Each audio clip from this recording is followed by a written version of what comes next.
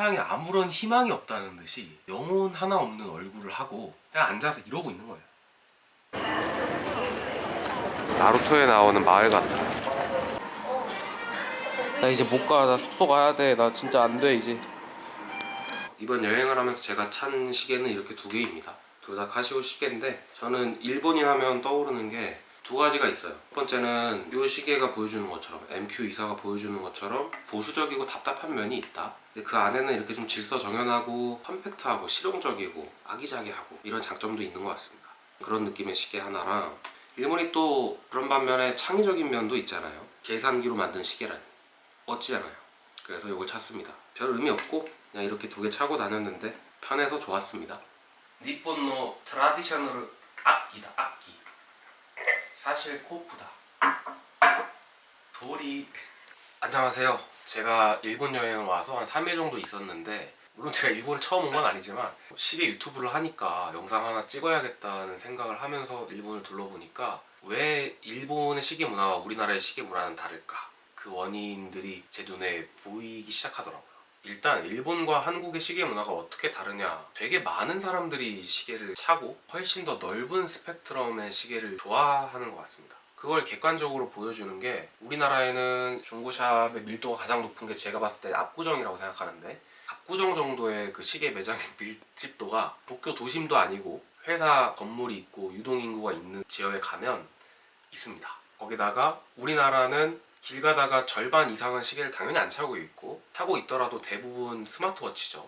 그런데 일본은 오히려 스마트워치를 찾아보기 어려울 정도로 손목에 뭘 차고 있는 게 이렇게 얼핏 보이잖아요. 10중 8구 기계식 시계였습니다.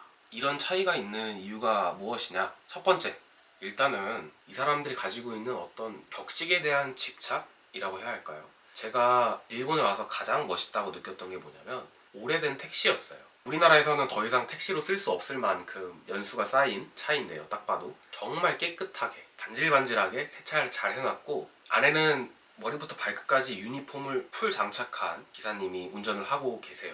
저는 그걸 보면서 일본인들이 가지고 있는 직업의식이 참 남다르다라는 걸 느꼈습니다.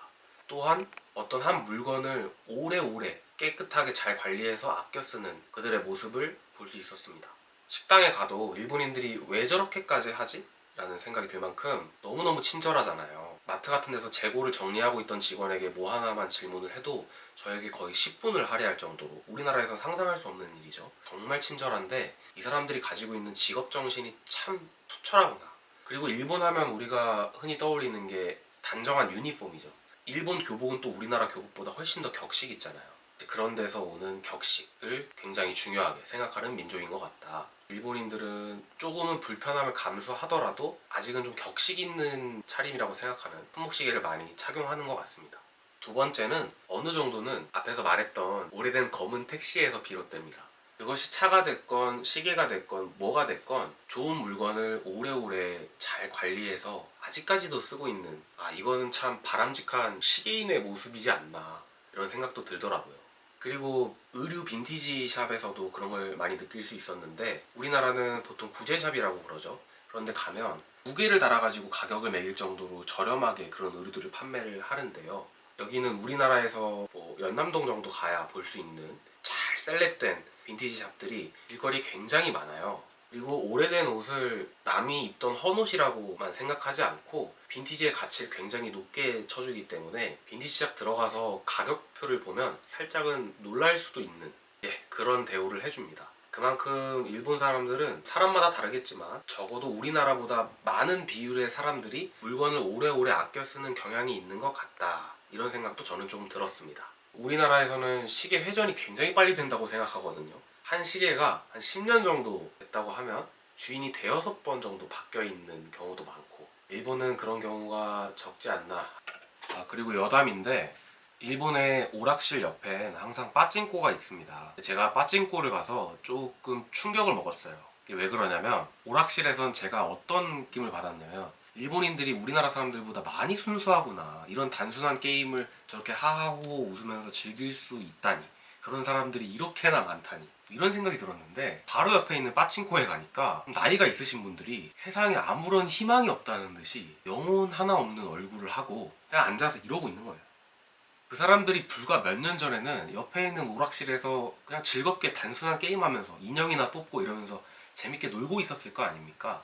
그래서 그런 걸 보면서 이거 참 과유불급이다. 어느 정도 이렇게 가차 요소가 있는 그런 게임을 즐기는 일본인들은 귀엽지만 가차밖에 없는 빠친코에 앉아있는 사람들은 이렇게 피폐해지는구나. 이걸 많이 느꼈어요. 그래서 우리가 지금 이렇게 작은 시계라는 물건 좋아하고 이러는 게 소년 같고 귀여워 보이고 이게 어느 정도 선까진 그럴 수 있지만 와치 어딕션이라고 하죠. 시계 중독에 걸리면 굉장히 볼품없는 사람이 될 수도 있겠구나. 이런 경각심도 들었습니다.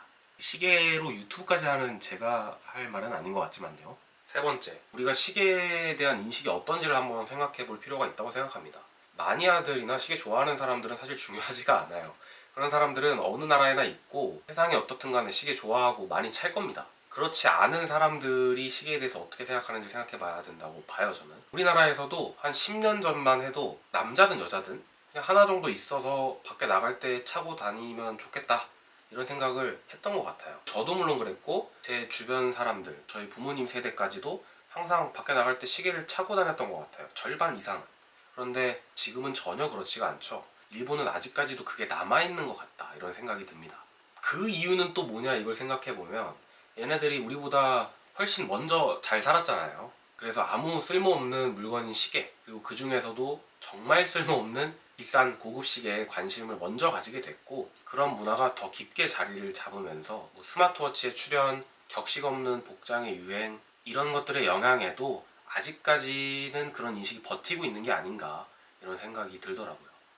그리고 제가 되게 신기한 광경을 봤어요. 또 할아버지들이 세 분이 계셨는데 수첩에다가 뭐 이렇게 막 적어 오신 거예요. 서로 보여주려고. 서로 보여주면서 재밌게 노시더라고요. 막 쓰게 대단하다 이러면서 서로 칭찬을 하면서. 근데 거기가 흡연 가능한 다방이었어요. 제가 지금 금연한 지 거의 1년이 다 돼가는데 그렇게 순수하게 나이가 들어서도 친구끼리 만나서 재밌게 노는 할아버지들이 부러웠던 건지 담배를 피는 게 부러웠던 건지 모르겠지만 그 모습이 너무너무 저한테는 인상 깊어서 제가 촬영 허가를 받고 영상을 찍어왔어요. 그냥 보여드리고 싶어서.